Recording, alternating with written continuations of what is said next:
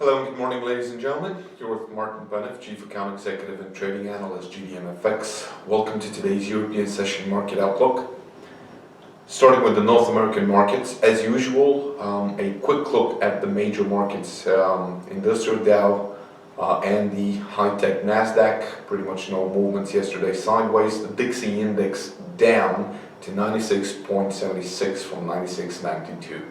New home sales month on month for September, 0.082 million worse than expected. New home sales challenge month on month for September, 11.1 worse than expected, lowest level in 10 months due to unusually large drop off in the Northeast. Dallas Fed manufacturing business index for October lower than previous, 3.2 points. Basically, the dollar fell against most of its rivals on Monday. After a weaker than expected data on the US housing and manufacturing sectors, as investors shifted their focus to monetary policy moves by central banks. We have quite a few reports today. Durable goods orders for September, consumer confidence for October, and then we have again durable goods orders excluding transportation for September, the S&P Case-Shiller home price index year on year, and then we have two reports from market, services, and composite PMI. By the end of this week, Fed's interest rate decision, gross domestic product annualized for the third quarter, personal consumption expenditure prices. Moving to the European markets, where we saw that yesterday the German DAX 30 ranged about 10 points, but closed on a dodgy. Today's already down by another 8 points. The French CAC 40, 50 points down yesterday. Today adding another 30 points, third trading day on negative trading there. Yesterday, German current assessment for October, worse than previous and worse than the expectations. Also, the expectations report is better than expected and better than previous. Business climate better than expected and slightly worse than the previous reading. Swiss UBS Consumption Indicator this morning, which is a leading indicator of private consumption trends, which is the most important component of the Swiss GDP. It came out better than previous. Britain's economy will also show the gross domestic product year on year and quarter on quarter preliminary reports in about half an hour from now. Moving to the Asian Pacific markets, we saw the Nikkei 225, a little bit over 100 points down yesterday, going down today. The yen gained for a second day as investors shunned riskier assets before the Federal Reserve and the Bank of Japan set monetary policy in the coming days.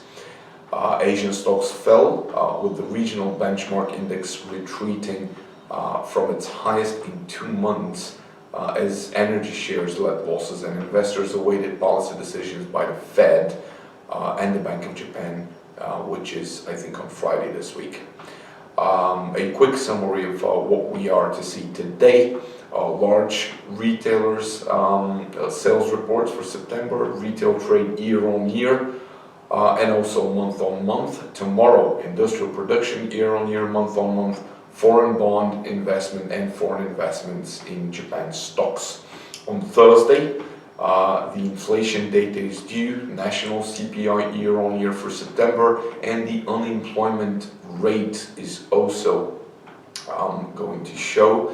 The overall household spending year on year reports as well. Friday, Bank of Japan interest rate decision, monetary policy statement are due.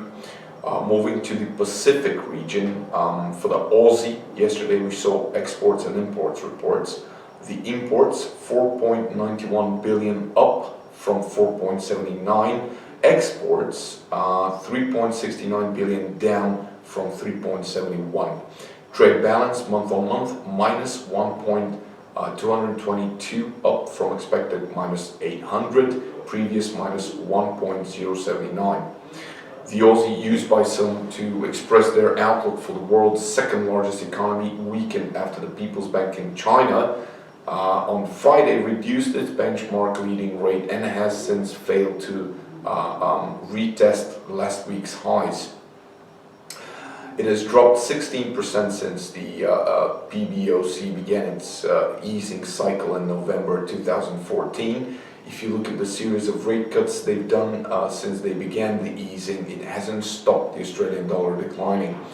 Australia's currency traded at 72.48 US cents on Tuesday, down from 86.20 on November 20th, the day before this easing cycle began.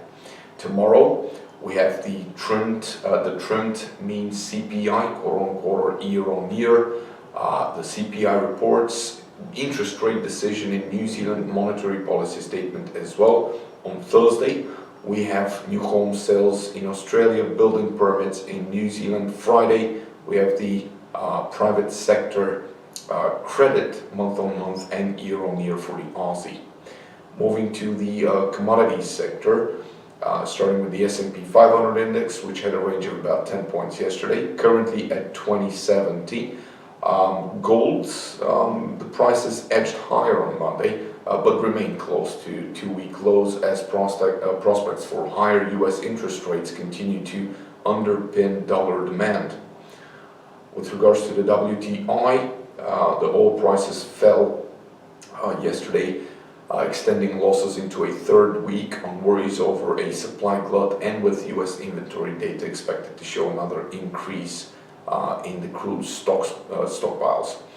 Moving to the natural gas, the futures sank to the lowest level in more than 3 years. It is below $2 mark this morning. Tomorrow we have the crude oil stock exchange reports. On Thursday, national gas storage exchange reports. That was all from me from today. Thank you very much for your attention. I wish you a successful trading day. Cheers. Bye-bye.